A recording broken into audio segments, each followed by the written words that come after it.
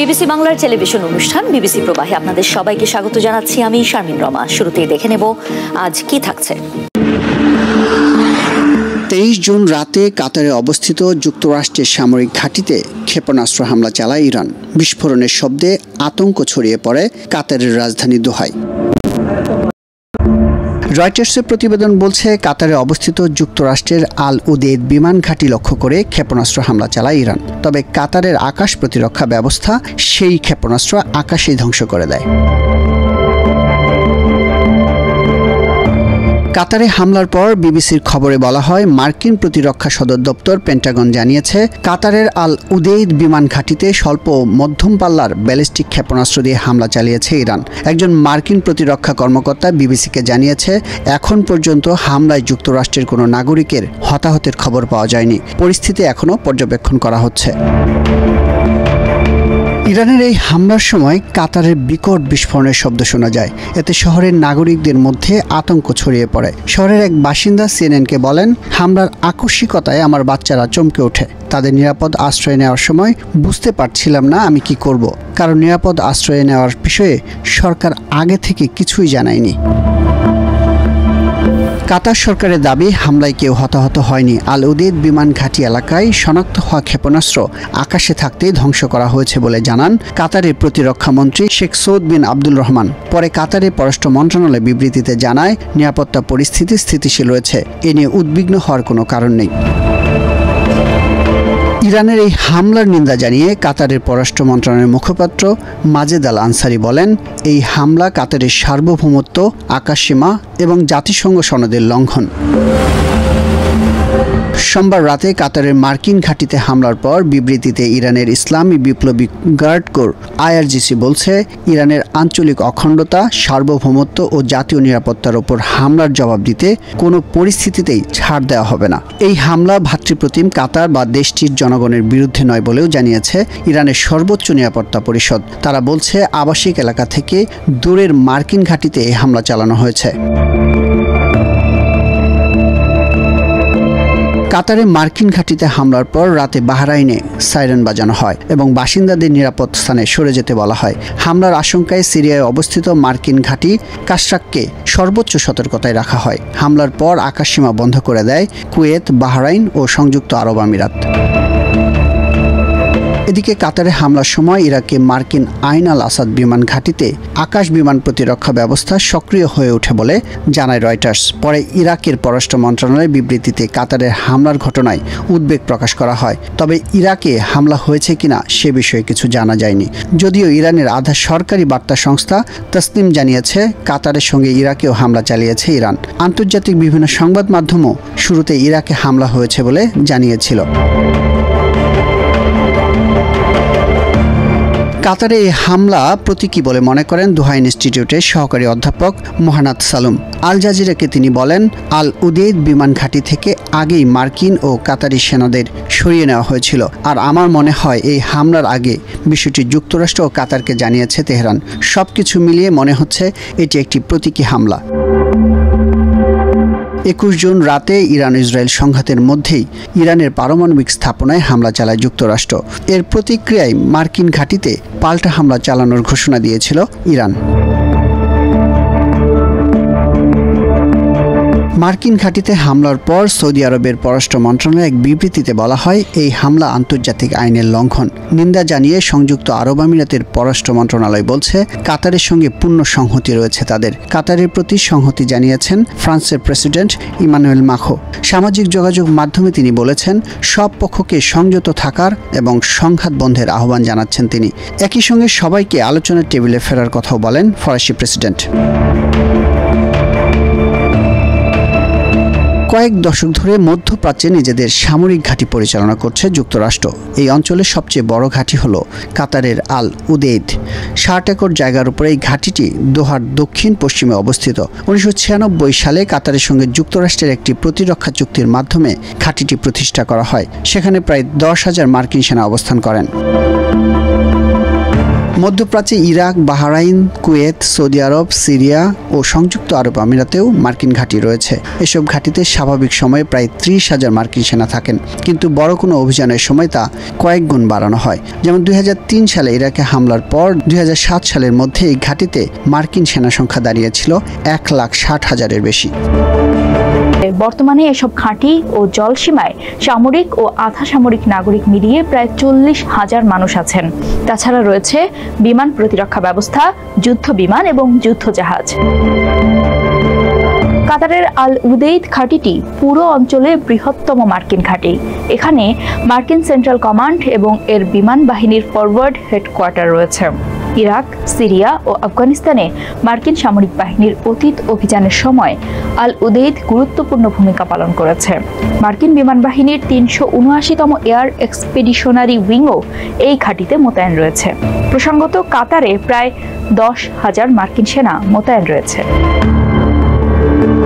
বাহরাইনে মার্কিন নৌবাহিনীর 5ম ফ্লিটের সদর দপ্তর রয়েছে, যা পারস্য উপসাগর, লোহিত সাগর, আরব সাগর এবং কেনিয়ার দক্ষিণে পূর্ব আফ্রিকার উপকূলে মার্কিন নৌবাহিনীর নেতৃত্ব দেয়। এটি নাভাল সাপোর্ট অ্যাক্টিভিটি বাহরাইন নামে পরিচিত। এখানে মার্কিন নৌবাহিনীর কেন্দ্রীয় কমান্ডের সদর দপ্তরও রয়েছে। প্রায় 9,000 মার্কিন সেনা মোতায়েন রয়েছে এই ছোট্ট দ্বীপরাষ্ট্রে। মার্কিন নৌবাহিনীর বেশ কয়েকটি জাহাজ বাহরাইনেও রয়েছে।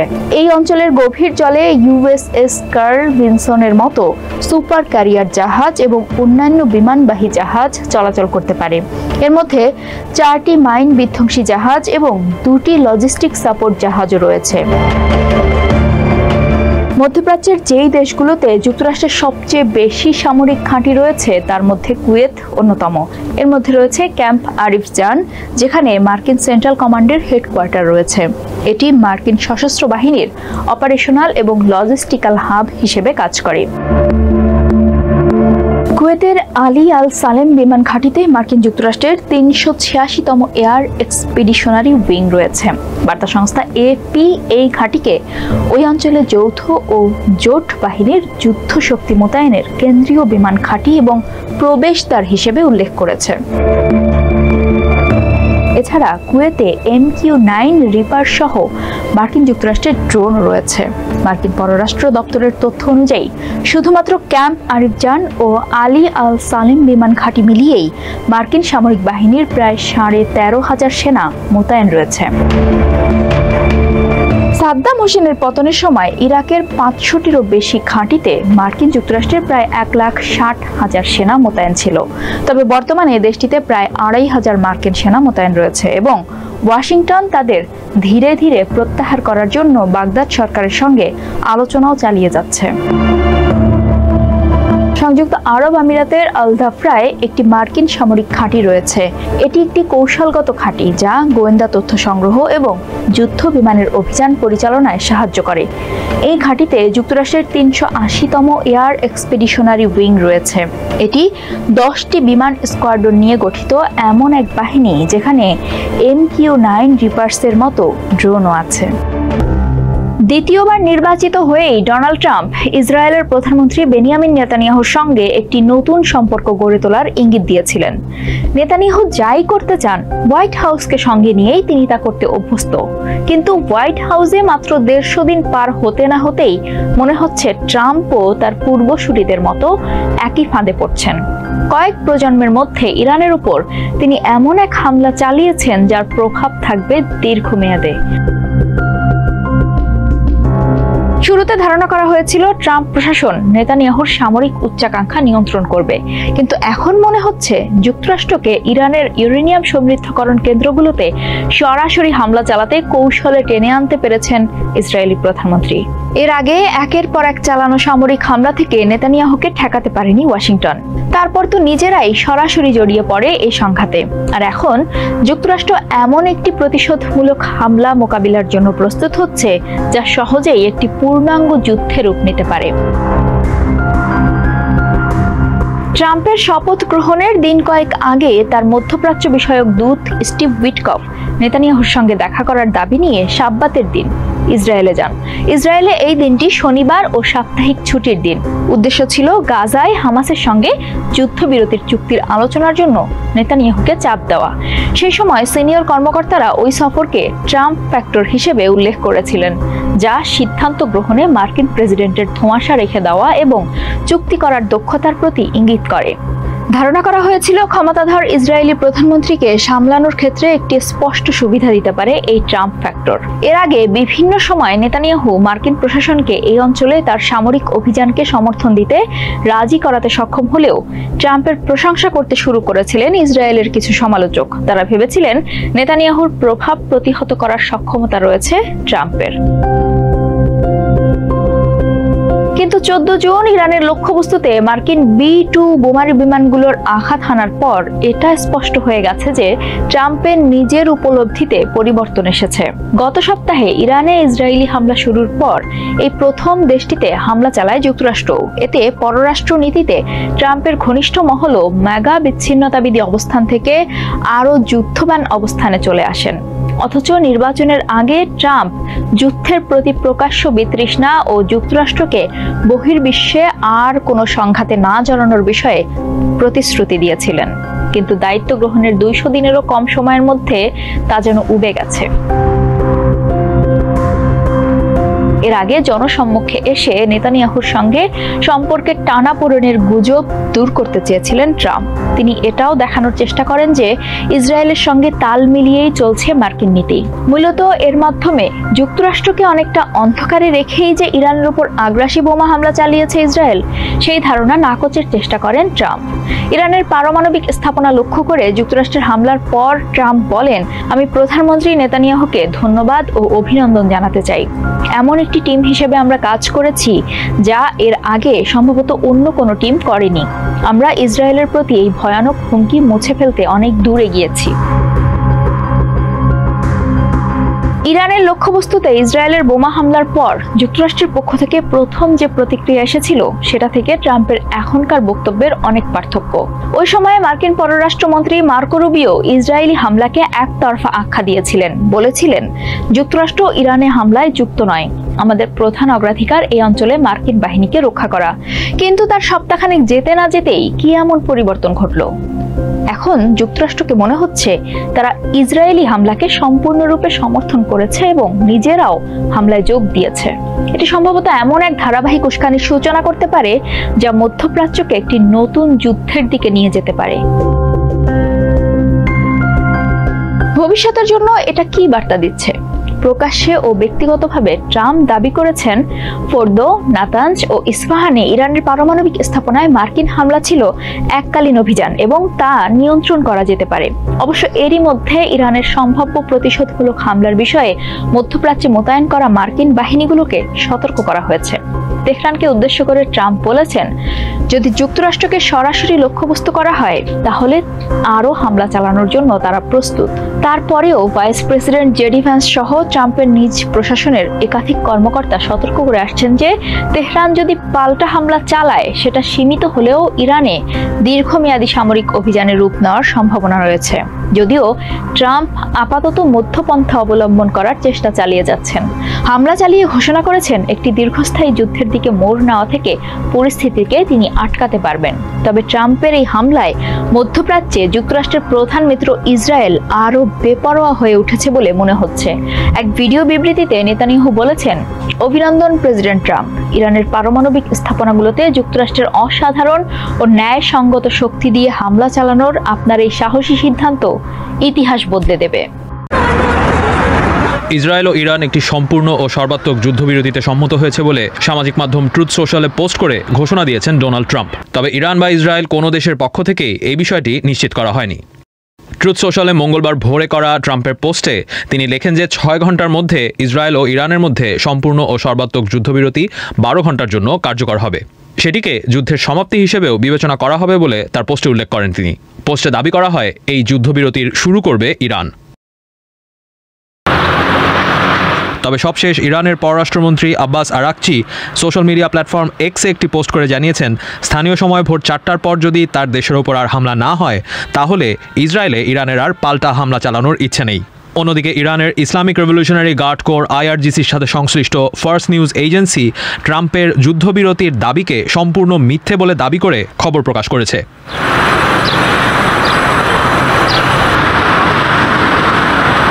ইরানের রাষ্ট্রীয় ও অন্যান্য সংবাদ মাধ্যমগুলো ট্রাম্পের এই ঘোষণাকে এখনও দাবি হিসেবেই উল্লেখ করছে এবং আপাতত তারা সতর্ক অবস্থান নিয়েছে বলে জানা যাচ্ছে। ইসরায়েলি ডিফেন্স ফোর্সেস IDFও রাতে তেহরানের 3টি জেলার বাসিন্দাদের সরিয়ে নেওয়ার নির্দেশ দিয়েছে। মঙ্গলবার ভোররাতে ইরানের বিভিন্ন স্থানে বিস্ফোরণের খবরও পাওয়া গেছে। ইরান আর ইসরায়েলের যুদ্ধবিরতি নিশ্চিত করতে কাতারের প্রধানমন্ত্রী শেখ মোহাম্মদ বিন আব্দুল রহমান আল থানি সাহায্য করেছেন বলে ওই আলোচনার সাথে যুক্ত কয়েকজন মার্কিন কর্মকর্তা সংবাদ মাধ্যমকে জানিয়েছেন। নাম প্রকাশ না করে আমেরিকার সংবাদ মাধ্যম CNN-কে কর্মকর্তারা জানান, কাতার সহ ওই অঞ্চলের মার্কিন সামরিক ঘাঁটিতে ইরান হামলা চালানোর পর ইরানের কর্মকর্তাদের সাথে মার্কিন প্রস্তাবের বিষয়ে ফোনে কথা বলে কাতার। এর আগে সোমবার রাতে কাতারের আল উদেইদ বিমান ঘাঁটিতে মিসাইল হামলা করে ইরান। ওই হামলার আগে যুক্তরাষ্ট্রকে তারা জানিয়েছিল বলে ট্রাম্প আরেকটি পোস্টে উল্লেখ করেন। ওই পোস্টে ট্রাম্প জানান যে ইরান 14টি মিসাইল নিক্ষেপ করেছিল এবং তার সবগুলোই প্রতিহত করা হয়েছে। বিশেষজ্ঞরা বলছেন, কাতারে ইরানের এই হামলাটি যথেষ্ট হিসেব করেই চালানো হয়েছে, কারণ হামলায় কোনো হতাহতের ঘটনা ঘটেনি এবং আমেরিকাকে আগে থেকে সতর্ক করা হয়েছিল হামলার বিষয়ে। যুক্তরাষ্ট্র ইরানে যেমন 14টি GBU-57 বোমা ব্যবহার করেছিল, তার সমান সংখ্যক মিসাইল ছোড়া হয়েছে কাতারের বিমান ঘাঁটিতে। তাই যুক্তরাষ্ট্রের হামলার জবাবে কাতারে হওয়া ওই হামলাকে ইরানের মুখ রক্ষার হামলা বলেই মনে করছেন বিশেষজ্ঞরা।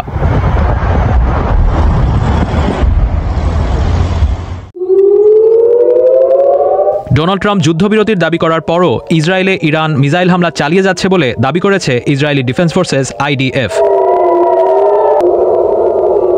IDF-এর দাবি, মঙ্গলবার ভোরে ইরান ইসরায়েলে অন্তত 5 দফায় মিসাইল হামলা চালিয়েছে। ইসরায়েলের জরুরি সেবা বিভাগ বলছে, ইসরায়েলের দক্ষিণাঞ্চলে ইরানের মিসাইল হামলায় অন্তত 3 জন মারা গেছেন।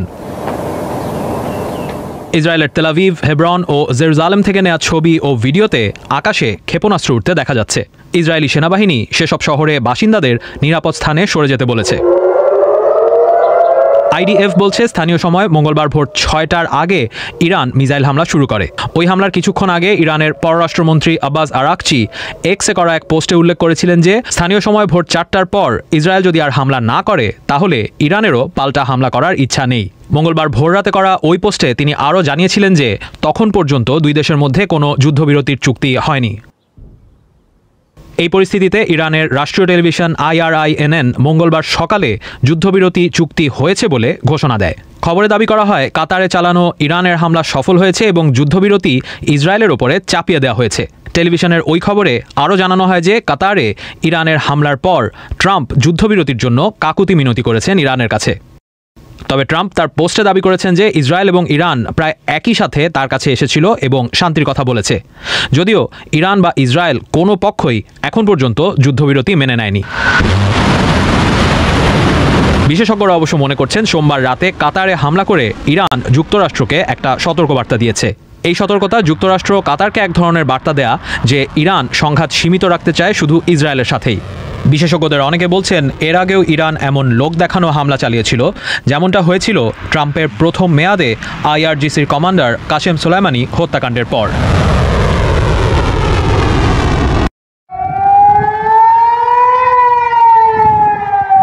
ইরান ও ইসরায়েল একাধিক ভিন্ন ভিন্ন ধরনের অস্ত্র দিয়ে পরস্পরের ওপর হামলা চালিয়েছে।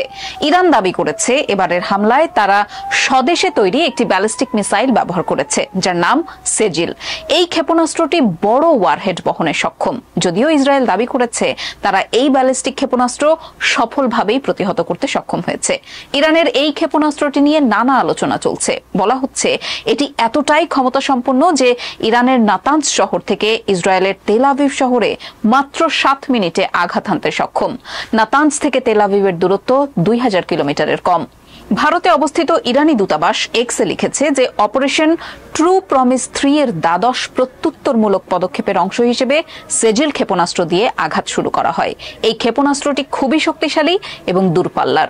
ওই পোস্টটিতে আরও বলা হয়েছে যে সেজিল ক্ষেপণাস্ত্রটির দৈর্ঘ্য প্রায় 18 মিটার। এটি সলিড ফুয়েলে চলে, আর এই সলিড ফুয়েলের জন্য এটি দ্রুত চালু করা যায় এবং যুদ্ধের সময় কার্যকর অস্ত্র হয়ে ওঠে। বলা হচ্ছে ইরানের সবচেয়ে নির্ভুল ও কৌশলগতভাবে শক্তিশালী অস্ত্রগুলির মধ্যে সেজিল মিসাইল একটি, যা শত্রুর গুরুত্বপূর্ণ অবস্থান ভেদ করে ধ্বংস করার ক্ষমতা রাখে। এই ক্ষেপণাস্ত্রটির সর্বোচ্চ রেঞ্জ 2000 কিলোমিটারের বেশি, যা এটিকে একটি মধ্যম দূরত্বের ব্যালিস্টিক মিসাইল করে তোলে। এই ক্ষেপণাস্ত্রটি ইরান থেকে ইসরায়েল, দক্ষিণ পূর্ব ইউরোপ এবং মধ্য এশিয়ার কিছু অংশের পাশাপাশি পুরো মধ্যপ্রাচ্যে তার লক্ষ্যবস্তুতে আঘাত হানতে সক্ষম। প্রায় 700 কিলোমিটার ওয়ারহেড বহন করতে পারে সেজিল মিসাইল। ওয়ারহেড বলতে বোঝায় মিসাইল তার সাথে কতটা বিস্ফোরক বয়ে নিয়ে যেতে পারে। নিক্ষেপ করার সময় এই মিসাইল প্রায় 23,000 কিলোমিটার ওজন নিয়ে যাত্রা শুরু করে বলে জানা যাচ্ছে। 2008 সালে সেজিল ক্ষেপণাস্ত্রটির প্রথম সফল পরীক্ষা চালানো হয় এবং এটি 800 কিলোমিটার দূরত্ব অতিক্রম করে। উন্নত প্রযুক্তি এবং নেভিগেশন সিস্টেম পরীক্ষা করার জন্য 2009 সালের মে মাসে দ্বিতীয়বারের মতো এটি পরীক্ষা করা হয়েছিল। American think tank center for strategic and international স্টাডিজের মতে সেজিল ক্ষেপণাস্ত্রের অনেকগুলো সংস্করণ থাকতে পারে। 2009 সালে ক্ষেপণাস্ত্রটি পরীক্ষার সময় ইরানের নাম দিয়েছিল সেজিল 2। এক প্রতিবেদনে বলা হয়েছিল যে এই ক্ষেপণাস্ত্রের আরো উন্নত সংস্করণ সেজিল 3, যার সর্বোচ্চ রেঞ্জ হতে পারে প্রায় 4000 কিলোমিটার। উৎক্ষেপণের সময় এর ওজন হবে প্রায় 38,000 কিলোগ্রাম। যেহেতু 2012 সালের পরে সেজিল ক্ষেপণাস্ত্র প্রকাশ্যে আনা হয়নি, এর ব্যবহারে উপযোগিতা নিয়ে প্রশ্ন ছিল। তবে এক দশক পর অর্থাৎ 2021 সালে একটি সামরিক যুদ্ধ মহড়ার সময় ইরান এটি ব্যবহার করে।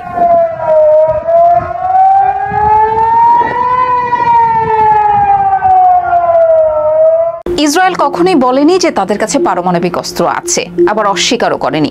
অথচ গোটা বিশ্বই জানে যে তাদের কাছে মধ্যপ্রাচ্যের সবচেয়ে ভয়ঙ্কর অস্ত্র আছে। কেন এমন ধোঁয়াশা তৈরি করে রেখেছে ইসরায়েল? কি সেই আমিমত নীতি যার আড়ালে লুকিয়ে আছে দেশটির পারমাণবিক কর্মসূচি? কোন মরুভূমিকে ঘিরে শুরু হয়েছিল ইসরায়েলের গোপন পারমাণবিক কর্মসূচি? কিভাবেই বা একজন ইসরায়েলি পারমাণবিক প্রকৌশলী এই তথ্য ফাঁস করে দেন? এইসব নিয়েই আমাদের আজকের ভিডিওতে যাবার আগে জানিয়ে দেই, ইরান ইসরায়েল সংঘাত নিয়ে আপডেটেড থাকতে ফলো করুন বিবিসি বাংলার ওয়েবসাইট এবং সোশ্যাল হ্যান্ডেলগুলো। নিশ্চিতভাবে বলা না গেলেও ধারণা করা হয় যে ইসরায়েলের কাছে বর্তমানে প্রায় 90টি পারমাণবিক ওয়ারহেড রয়েছে। 1986 সালে ইসরায়েলি পারমাণবিক প্রযুক্তিবিদ মোর্দেখাই ভানুনু তিনি দাবি করেছিলেন দেশটির হাতে তখনই 100 থেকে 200 ওয়ারহেড ছিল। তবে আন্তর্জাতিক পর্যবেক্ষক সংস্থাগুলোর মতে সংখ্যাটি কিছুটা কম। সুইডেন ভিত্তিক Stockholm international piece research institute বা SIPRI মনে করে এখন ইসরায়েলের কাছে আনুমানিক 90টি ওয়ারহেড রয়েছে।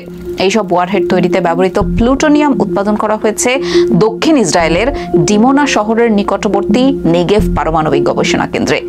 এই চুল্লি সহ ইসরায়েলের সব পারমাণবিক স্থাপনায় আন্তর্জাতিক আণবিক সংস্থার নজরদারির বাইরে, তাই অস্ত্রের সঠিক সংখ্যাটা জানা কঠিন।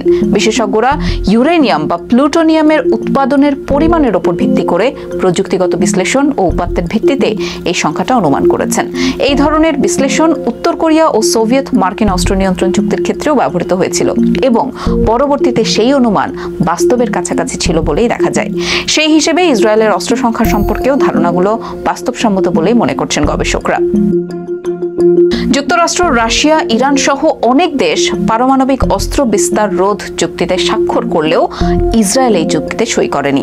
ফলে তাদের IAEA এর নিয়মিত পরিদর্শন বাধ্যতামূলকভাবে মানতে হয় না। যদিও ইসরায়েল এর সদস্য, তবে পরিদর্শনের অনুমতি না দেওয়ায় তাদের প্রকৃত পারমাণবিক কর্মসূচি সম্পর্কে নির্ভরযোগ্য তথ্য খুব কম পাওয়া যায়।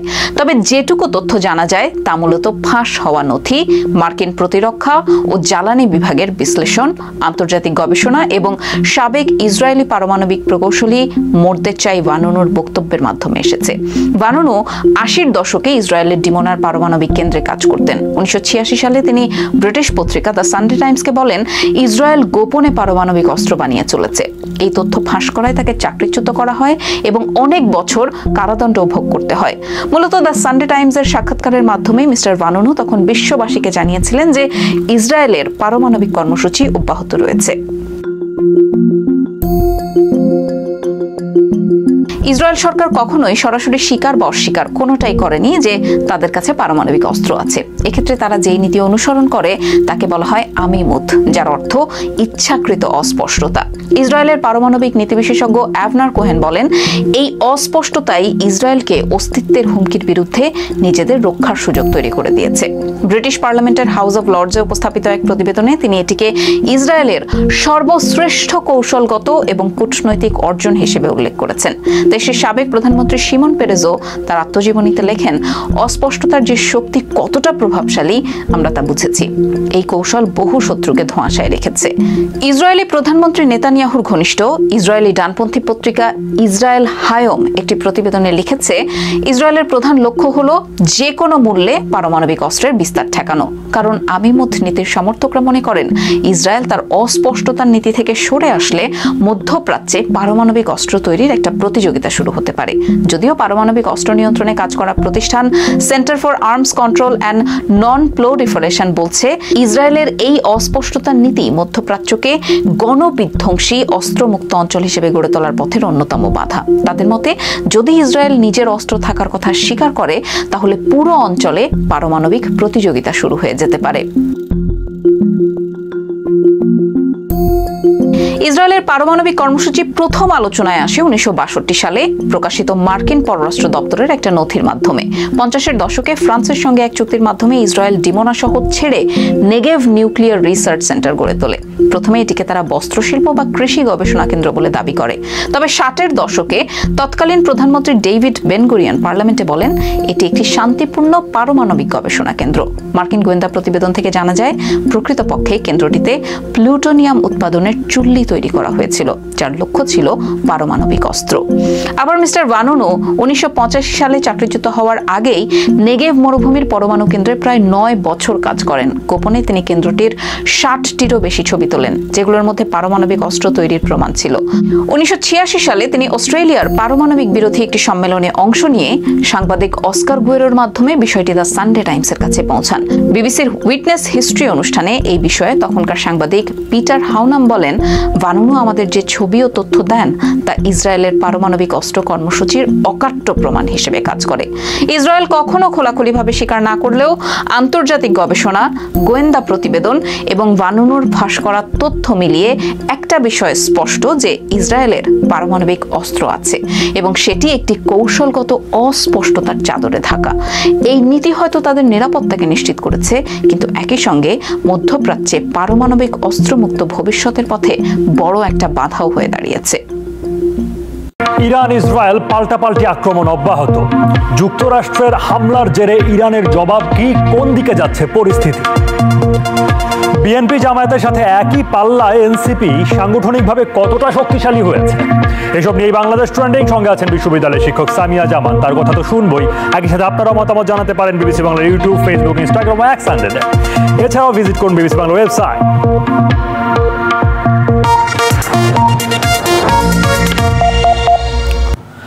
দ্বিতীয় সপ্তাহে গড়িয়েছে ইরান ইসরায়েল সংঘাত। ইরানের পারমাণবিক ও সামরিক স্থাপনায় ইসরায়েলের হামলার জেরে শুরু হওয়া সংঘাতের গতিপথ পাল্টে গেছে যুক্তরাষ্ট্রের হামলার পর। সোমবার সংঘাতের 11 দিনে ইসরায়েলের ওপর ক্ষেপণাস্ত্র হামলা করে ইরান। এর ফলে ইসরায়েলের দক্ষিণে প্রায় 8,000 মানুষ বিদ্যুৎ বিচ্ছিন্ন হয়ে পড়ে। ইসরায়েলের একটি শীর্ষ জ্বালানি সরবরাহকারী প্রতিষ্ঠান তাদের একটি স্থাপনার কাছে ক্ষয়ক্ষতি হয়েছে বলে জানিয়েছে। তবে কোনো হতাহতের কথা জানায়নি ইসরায়েলি কর্তৃপক্ষ। অন্যদিকে ইসরায়েল ইরানের ওপর তাদের হামলার তীব্রতা বাড়িয়েছে। প্রতিরক্ষামন্ত্রী ইসরায়েল কাজ সেখানে নজিরবিহীন শক্তি দিয়ে হামলার কথা জানিয়েছেন। দেশটির সামরিক বাহিনী বলছে তেহরানের সামরিক লক্ষ্যবস্তুতে আরেক দফা বিমান হামলা শুরু করেছে তারা। ইরানে হামলার পর মধ্যপ্রাচ্যের সংঘাত ছড়িয়ে পড়া নিয়ে আবারও আশঙ্কার জায়গা তৈরি হয়েছে। সংঘাত যেভাবে চলছে এতে সমঝোতার সুযোগ কোন পর্যায়ে গিয়ে তৈরি হতে পারে? ইরান, ইসরায়েল, যুক্তরাষ্ট্র এই 3 দেশ কি চায় যাতে করে সমঝোতা গ্রহণযোগ্য হতে পারে? কোন দিকেই বা যাচ্ছে পরিস্থিতি? অর্চিয়া অতনীলার প্রতিবেদনে বিস্তারিত। ইরান ইসরায়েল সংঘাত এক ভিন্ন মাত্রায় চলে গেছে যুক্তরাষ্ট্রের হামলার মধ্য দিয়ে। ইরানের সাথে বৈরিতা থাকলেও সরাসরি সংঘাতে জড়িয়ে পড়ার মতো পরিস্থিতি এর আগে হয়নি। বিশেষত যেভাবে মার্কিন কংগ্রেস বা জাতিসংঘের অনুমোদন ছাড়াই ইরানে হামলা করা হয়েছে। সংঘাত বন্ধে আমেরিকা আলোচনার কথা বললেও হামলার মধ্যে দিয়ে আমেরিকার বার্তায় একটা বিভ্রান্তির জায়গা তৈরি হয়েছে। ইরান কোনো অবস্থাতেই এনরিচমেন্ট প্রোগ্রাম থেকে সরে আসবে না, এই জায়গাটা তারা পরিষ্কার করে দিয়েছে। তারা কমাতে পারে এনরিচমেন্টের বিষয়টা, কিন্তু তারা সেখান থেকে সরে আসবে না। আর ইসরায়েল এবং মার্কিন যুক্তরাষ্ট্রের কথা হচ্ছে যে পুরোপুরি এই এনরিচমেন্ট প্রোগ্রামটা ইরানকে বন্ধ করে দিতে হবে। সুতরাং সবকিছু মিলে একটা জটিল অবস্থার দিকে যাচ্ছে, এবং সেটা ওই যে জিরো সাম গেমের মতো অবস্থায় চলে যাচ্ছে। হয় এই পক্ষ জিতবে, না হয় ও পক্ষ জিতবে, যার ফলে যুদ্ধের ভয়াবহতা বা এটা ছড়িয়ে পড়ার আশঙ্কাটা কিন্তু আরো বাড়ছে। তবে এটা মনে হচ্ছে না যে খুব সহজে এই সমস্যাটা সমাধান হবে। ইসরায়েলের সাথে ইরানের পাল্টাপাল্টি ক্ষেপণাস্ত্র হামলা চললেও যুক্তরাষ্ট্র এতে সরাসরি যুক্ত হয়ে যাবে তেমনটা অনেকেই ভাবেননি। জাতিসংঘের মহাসচিব একে সংঘাতের তীব্রতার ভয়াবহ বৃদ্ধি হিসেবে উল্লেখ করেছেন। আমেরিকার ভেতরেও এ হামলা নিয়ে রয়েছে মিশ্র প্রতিক্রিয়া। ডোনাল্ড ট্রাম্প যেখানে যুদ্ধ বন্ধে নিজেকে সক্রিয় দেখাতে চান, সেখানে ইরানের মতো বড় দেশের সাথে সরাসরি সংঘাত সমালোচনা তৈরি করেছে। I think it's downhill. আমার মনে হয় প্রেসিডেন্ট ট্রাম্পের জন্য এখন থেকে পতনের শুরু। তার মেক আমেরিকা গ্রেট এগেন চিন্তার সমর্থকেরা, যারা বাইরের যুদ্ধে জড়ানোর বিরোধী, তাদের একটা বড় অংশের সমর্থন হারাচ্ছেন তিনি এমন কাজ করেছেন যা তিনি কথা দিয়েছিলেন যে তিনি করবেন না। আমার মনে হয় আমরা দেখব তার ক্ষমতা এরপর কমতে থাকবে। এবারের পরিস্থিতির পর অতীতের ইরাক, আফগানিস্তানের উদাহরণও আলোচনায় আসছে, যেহেতু সেসব জায়গায় ক্ষয়ক্ষতি ছাড়া তেমন কিছু অর্জন হয়নি। অন্যদিকে ইরানের ক্ষয়ক্ষতি হলেও পাল্টা আঘাত থেমে যায়নি। সব দিক থেকে কূটনৈতিক পর্যায়ে সমস্যা সমাধানের কথা আসলেও এই মুহূর্তে সেটা কার্যকর হওয়া নিয়ে সন্দেহ রয়েছে। তারা হয়তো আরো কিছুদিন যুদ্ধ করবে, পরস্পরের প্রতি হামলা চালাবে, কিন্তু শেষ পর্যন্ত তাদেরকে একটা কূটনৈতিক অবস্থা নিতে হবে। তাদের হাতে এখনো যথেষ্ট রণক্ষমতা রয়েছে। আমার ধারণা 1 থেকে 2 সপ্তাহের মধ্যে যখন রসদ ফুরিয়ে আসবে এবং ক্ষয়ক্ষতি ব্যাপক হয়ে দাঁড়াবে, তখন তারা দুপক্ষই বিভিন্নভাবে কূটনীতির দিকে ঝুঁকে পড়বে। এটা অনুমান করা যায়, কিন্তু তা না হওয়া পর্যন্ত যুদ্ধ চলবে বলে আমার ধারণা। বর্তমান পরিস্থিতি নিয়ে বিশ্বের প্রতিক্রিয়াও বিভক্ত। যুক্তরাষ্ট্রের মিত্র দেশগুলো ইসরায়েল বা যুক্তরাষ্ট্রের পক্ষে থাকলেও কূটনৈতিক সমাধানের কথা বলছে। ইরানে হামলায় উদ্বেগ প্রকাশ করেছে মধ্যপ্রাচ্য সহ অনেক দেশই, আর তীব্র নিন্দা জানিয়েছে চীন, রাশিয়া, উত্তর কোরিয়া, কিউবা। রাশিয়া ইউক্রেন যুদ্ধে জড়িয়ে থাকায় ইরানকে জোরালো সহযোগিতার সুযোগ কম, কিন্তু চীন সরাসরি কোনো সংঘাতে জড়াতে না চাইলেও পরোক্ষ সহযোগিতার সুযোগ রয়েছে। পাশ্চাত্যের দেশগুলো চীন, রাশিয়া, উত্তর কোরিয়া আর ইরানকে একটা গোষ্ঠী বলে মনে করে, শত্রুভাবাপন্ন গোষ্ঠী, অ্যাক্সিস অফ রেজিস্ট্যান্স।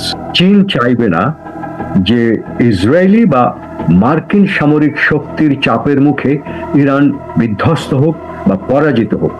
সেজন্যই তারা চাইবে যে ইরান যেন আলাপ আলোচনার মাধ্যমে তার নিজের স্বার্থ সংরক্ষণ করতে পারে, এবং তা করার জন্য যতটুকু শক্তি, প্রতিরক্ষামূলক শক্তি ইরানের প্রয়োজন, তা যোগান দিতে চীন সাহায্য করবে বলে আমি মনে করি।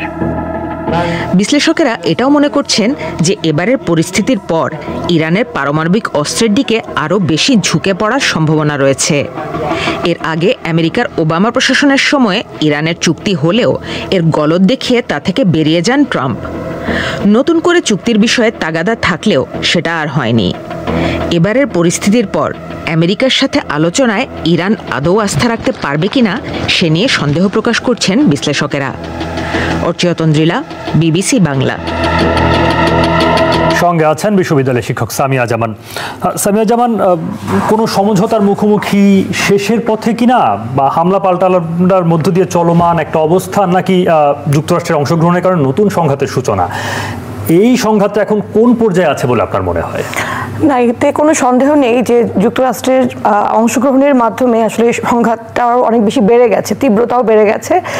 কিন্তু একই সাথে আমার কাছে মনে হয় যে যেভাবে আসলে আমরা যুদ্ধ পরিস্থিতির কথা শঙ্কা করছি, সেভাবেও হয়তো পুরোপুরি না ছড়িয়ে গেলেও ইরানের সাথে ইসরায়েলের এই যে একটা যুদ্ধ, হামলা, পাল্টা হামলা, সংঘর্ষ, এটা কিন্তু আপনি দেখবেন 2023-এর অক্টোবর থেকে, যখন থেকে আসলে হামাস ইসরায়েলের উপর অ্যাটাক করলো, তখন থেকে কিন্তু আপনি দেখবেন যে এরকম বিভিন্ন ধরনের প্রক্সি ওয়ার বা ছায়াযুদ্ধ আপনি যেটাই বলেন সেটা কিন্তু চলছিলই আসলে। তো আমি মনে করছি যে আসলে 2023-এর এই যে ঘটনাটা হয়েছিল সেখানকারই একটা কন্টিনিউয়েশন কিন্তু আমরা এখন ইসরায়েল যে ইরানের উপর অ্যাটাক করলো, নিউক্লিয়ার ওয়েপন ডেভেলপের প্রিটেক্সটে বলুন বা যে কোনো একটা অজুহাতে বলুন, যে এই যে যুদ্ধটা শুরু হলো ওইটার সাথে কিন্তু আপনি বিচ্ছিন্নভাবে দেখার সুযোগ নেই আসলে। সো এইটা কিন্তু মানে এটা হওয়ার কথাই ছিল। এরকম করে আমরা দেখছিলাম যে কিছুদিন পরপরই কিন্তু হামাসের কোনো নেতৃস্থানীয় কেউ হয়তো সিক্রেট কোনো অ্যাসাসিনেশনের মাধ্যমে সে হয়তো অ্যাসাসিনেটেড হচ্ছে, মারা যাচ্ছে, আবার হয়তো হিজবুল্লাহর কোনো নেতা হয়তো মারা যাচ্ছে, বা হিজবুল্লাহর কোনো মেম্বার যারা আছে তাদের উপর পেজার অ্যাটাকের কথা আপনি জানেন। এই ধরনের অনেক ধরনের অ্যাটাক কিন্তু হচ্ছিল, এবং এই যুদ্ধগুলো যেটা হচ্ছিল এটা প্রক্সি ওয়ার বা ছায়াযুদ্ধ যেটা আমরা বলছি, যে এই দুটো শক্তির মধ্যে কিন্তু হয়ে আসছিল। কিন্তু এখন যখন ইউএস যখন এর মধ্যে জড়ালো, এর তো তীব্রতা অবশ্যই বেড়ে গেছে, এবং যেই সক্ষমতা আসলে ইসরায়েলের ছিল না যে একদম বাংকারটাকে বাস্ট করে সেই ধরনের হেভি কোনো কিছু দিয়ে এগুলোকে স্থাপনার উপর আঘাত করা, সেটা তো ইউএস করলো, এবং তার মাধ্যমে কোনো সন্দেহ নেই যে আসলে এটার তীব্রতা অনেক বেড়ে গেছে। হ্যাঁ, এবং আপনি সংঘাতে একটা নতুন চক্রের মধ্যে আসলে এই রিজিয়ন সহ। কিন্তু এখন পর্যন্ত তো ইরান যুক্তরাষ্ট্রের কোনো ফ্রন্টে হামলা করেছে তেমন খবর পাওয়া যায়নি। এখন হামলাটা ইসরায়েল এবং কিন্তু অনেক ধরনের ক্যালকুলেশন করছে, তারা কিন্তু বারবার করে বলছে যে আমরা যখন সুযোগ পাবো তখনই করব। এখানে অনেক ধরনের স্থাপনা আছে, অনেক ধরনের মিলিটারি এস্টাবলিশমেন্ট আছে, নেভাল বেস আছে। সো এখনো কিন্তু আপনি বলতে পারছেন না যে ইরান আসলে ইউএস এর উপর হামলা করছে না, তারা তাদের নিজেদের মধ্যে ক্যালকুলেশন করছে। বাট একই সাথে আপনি আবার দেখবেন যে তাদের এটাও মাথায় রাখতে হবে যে আমি এমন কিছু না করি, কারণ ইরানের সাথে আপনি ইউএস এর যদি আসলে সেই ধরনের সামরিক ক্ষমতার যদি কম্প্যারিজন করেন, সেটা তো আপনি আসলে ওভাবে তো সম্ভব না। কিন্তু তার মাধ্যমে এটা যেটা হয়েছে যে এটা ইরানের জন্য আসলে একটা ন্যাশনাল ইগোর একটা ব্যাপার হয়ে গেছে। তারাও কিন্তু আসলে আপনি এইভাবে বম্বার্ডমেন্ট করে কিন্তু তাকে আপনি ডায়ালগে কিন্তু বসাতে পারবেন না। আপনি একই সাথে কিন্তু যুদ্ধও করছেন, আবার বলছেন যে ডায়ালগ করতে হবে, আপনাকে ইউরেনিয়াম যে এনরিচমেন্ট সমৃদ্ধিকরণ ওখান থেকে সরে আসতে হবে। সুতরাং এটাও কিন্তু সম্ভব হবে না, যে কারণে আমার কাছে মনে হচ্ছে যে আসলে যুদ্ধ যেটা হচ্ছে সেটা একটু দীর্ঘস্থায়ী হচ্ছে, এবং যেটা একজন বিশেষজ্ঞ বললেন যে রসদ ফুরিয়ে আসার আগ পর্যন্ত হয়তো তারা এই ধরনের পাল্টা হামলা আমরা দেখতে থাকবো। কিন্তু রসদ ফুরিয়ে আসার ব্যাপারেও বিশেষজ্ঞর যে সময়সীমা, সেটা 2 সপ্তাহ 3 সপ্তাহ, এত অল্প সময়ের মধ্যে সেই রসদ ফুরোবে কিনা, এবং দুটি দেশই যেহেতু তাদের সর্বোচ্চ শক্তি ব্যবহার করে হয়তো আক্রমণ করার চেষ্টা করছে, তো কনভেনশনাল যে সংঘাতের মাত্রা বা সক্ষমতা তাদের, ফলে যুক্তরাষ্ট্রের সঙ্গে অন্যান্য কোনো দেশের এই জায়গায় সম্পৃক্ত হয়ে পড়ার, সেটা যে কোনো পক্ষে, রাশিয়া, চীন, আমার মনে হয় না যে এই মুহূর্তে আসলে পুরোটা বিষয় কিন্তু বিভিন্ন যুদ্ধের মধ্যেই জড়িয়ে আছে।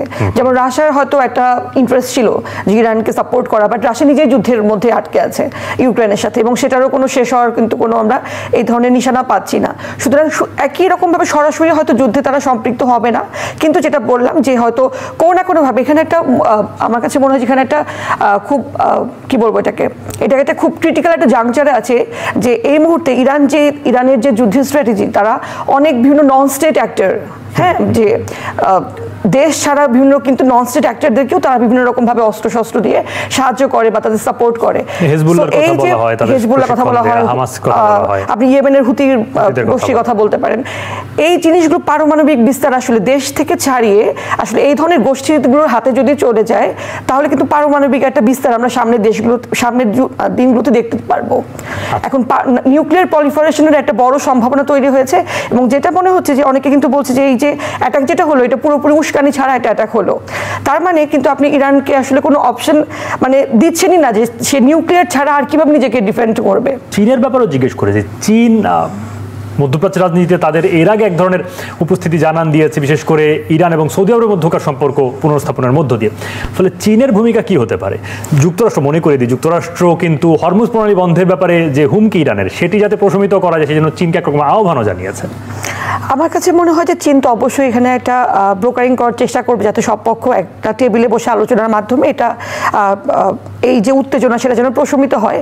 কিন্তু একই সাথে আপনার খেয়াল করতে হবে যে এটা সবাই কিন্তু বাইরের এক্সট্রা রিজিনাল অ্যাক্টর, যে দেশগুলো আসলে এখানে একদম সরাসরি সংঘাতে জড়িয়ে গেছে, সেই দেশগুলো নিজেদের আসলে কোন পজিশন থেকে তারা এই পর্যায়ে গেল এবং তাদের ইন্টারেস্টটা কি, সেটা যদি আপনি আইডেন্টিফাই করতে না পারেন, তাহলে কিন্তু শুধুমাত্র আপনি এক্সট্রা রিজিনাল যে অ্যাক্টর যারা আছে, ইউএসএর কথা বলেন, চায়নার কথা বলেন বা রাশিয়ার কথা বলেন, এগুলোর উপর ডিপেন্ড করে কিন্তু আপনি ক্যালকুলেশন করতে পারবেন না। এবং আমার কাছে মনে হয় যে এটা এমন একটা যুদ্ধ যেখানে আমরা আগে ইসরায়েলকে মনে করতাম যে অপ্রতিরোধ্য, বিশেষ করে তার আকাশ প্রতিরক্ষা ব্যবস্থা, এখানে কোনো ফাঁকফোকর নেই, বা যে কোনো রকেট হোক, যে কোনো ড্রোন হোক, সেটা সে ভূপাতিত করতে পারে।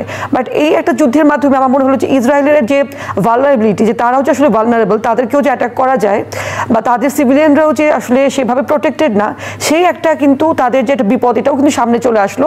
একই সাথে আমার মনে হয় যে ইরান যে আসলে এভাবে রিটালিয়েট করবে, এতদিন ধরে এরকম করে তারা সবকিছু রিটালিয়েট করতে পারবে, এবং তাদের যে সামরিক সক্ষমতা, সেটার ব্যাপারেও কিন্তু ডিফারেন্ট একটা অ্যাঙ্গেল আমরা পেলাম। সুতরাং আমার কাছে মনে হচ্ছে শুধুমাত্র বাইরের যে অ্যাক্টর যারা আছে, চায়না, রাশিয়া, এটা নিশ্চয়ই লিপ সার্ভিস দেবে বা সাপোর্ট করবে, বাট সরাসরি তাদের সংঘাতে মানে জড়িয়ে যাওয়ার সম্ভাবনা কিন্তু কম। একইভাবে ইউএস এর ক্ষেত্রেও আমার তাই মনে হয় যে যেভাবে অনেকে সমালোচনা করছে যে যুদ্ধে মানে এটা তার উচিত হয়নি, যুদ্ধে জড়িয়ে যেতে গেলে তার পারমিশন লাগবে, বাট সে কিন্তু আমার কাছে মনে হলো যে এটা অনেকটা প্রিএমটিভ স্ট্রাইক বা প্রিভেন্টিভ স্ট্রাইক টাইপের একটা অ্যাটাক করেছে, যে যেহেতু তারা মনে করছে যে এখানে খুব একটা থ্রেট আছে, সেটাকে জাস্ট তারা এটাকে ডিসম্যান্টল করার জন্য এই ধরনের একটা স্টেপ নিয়েছে।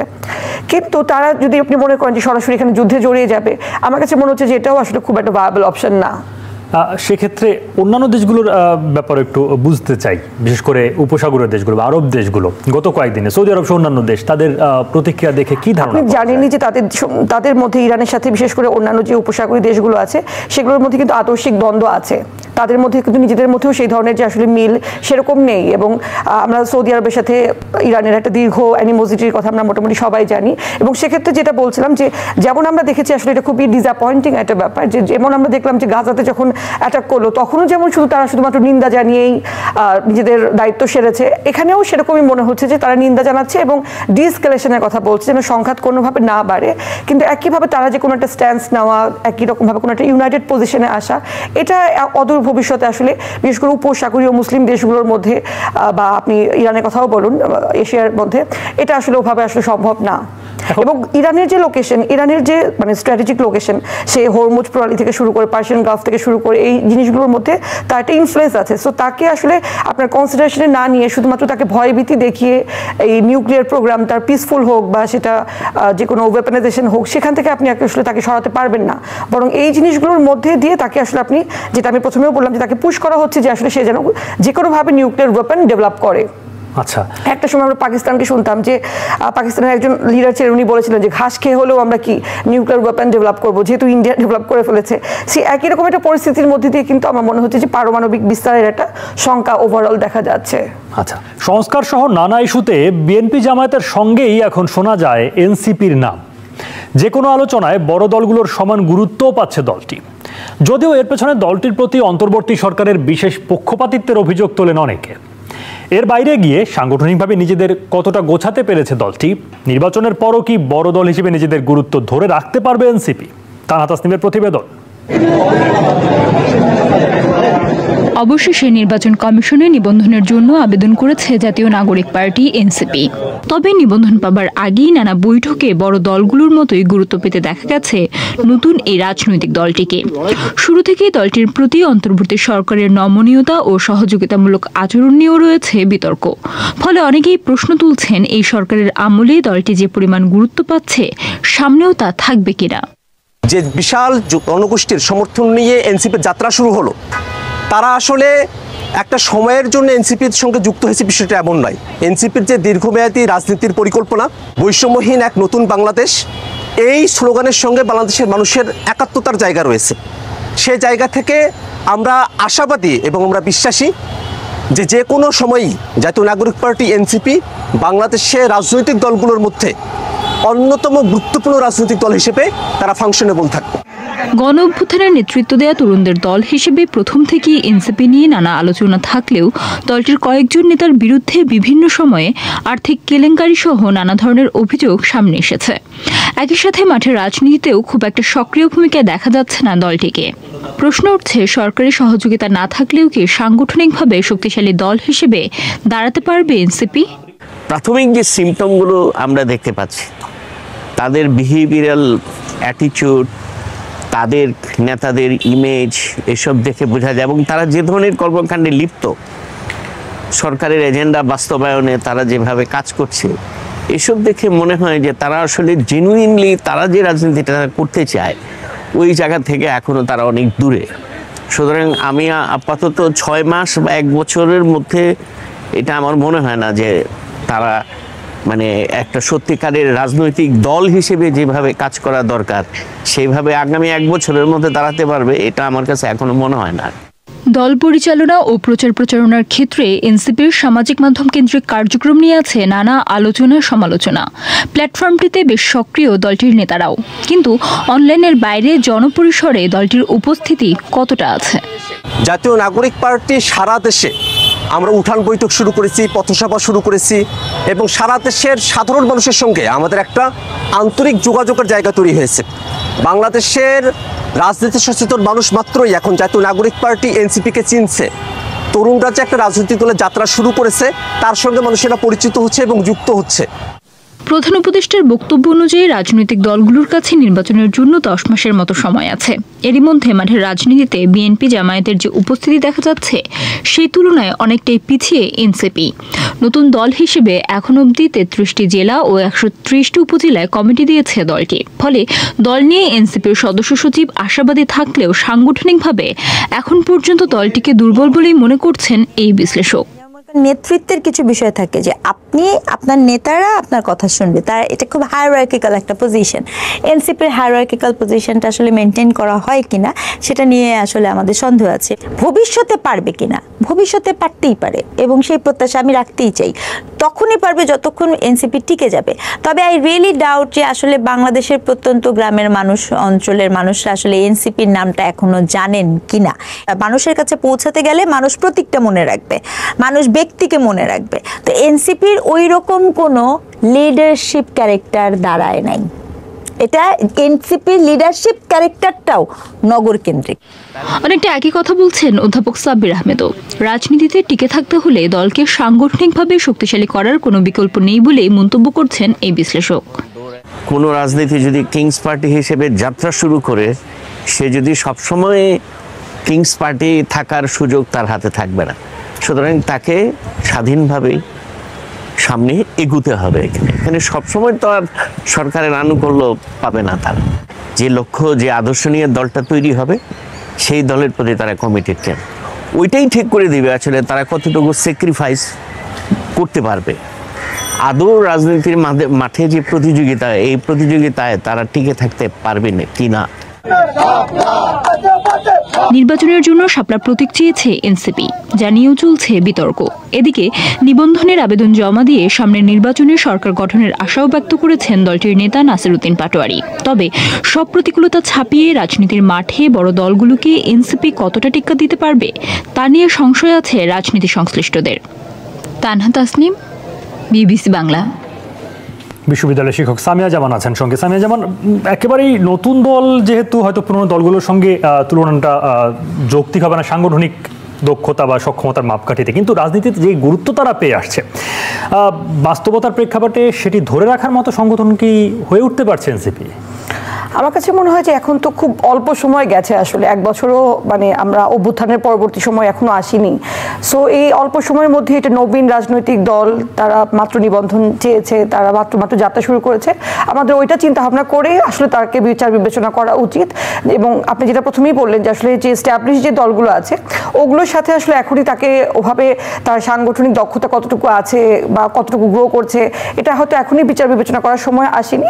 তবে আমিও আশাবাদী হতে চাই। তবে আমার কাছে আমি একদমই খুবই একমত এই যে রিপোর্টগুলো গেল সেগুলোর সাথে, যে আসলে আমার কাছে মনে হয়, আমি নিজে ঢাকার বাইরে যেহেতু আমি যাতায়াত করি, আমার কাছে মনে হচ্ছে যে ঢাকার বাইরে আসলে এই যে দলটা তার পরিচিতি খুবই নগণ্য। আসলে ঢাকাতে বা আপনি অনলাইনে তাদের যে ধরনের অ্যাক্টিভিটিস পাবেন বা যে ধরনের তারা যে ধরনের সেলিব্রিটি একটা স্ট্যাটাস আসলে তারা এনজয় করে, আমার মনে হয় যে আসলে শহরের বাইরে গেলে আপনি তাদের সেই ধরনের আসলে গণমানুষের সাথে সেই ধরনের তাদের সংযোগটা এখনো তৈরি হয়ে ওঠেনি। আমরা হয়তো জানি যে তারা কোনো একটা পোস্ট দিলেই হয়তো লাখ লাখ ওখানে শেয়ার হচ্ছে, লাইক হচ্ছে, তারাও হয়তো মনে করছে যে হ্যাঁ আমাদের একটা মোটামুটি গ্রহণযোগ্যতা তৈরি হয়ে গেছে, আমরা সবার কাছে পরিচিত।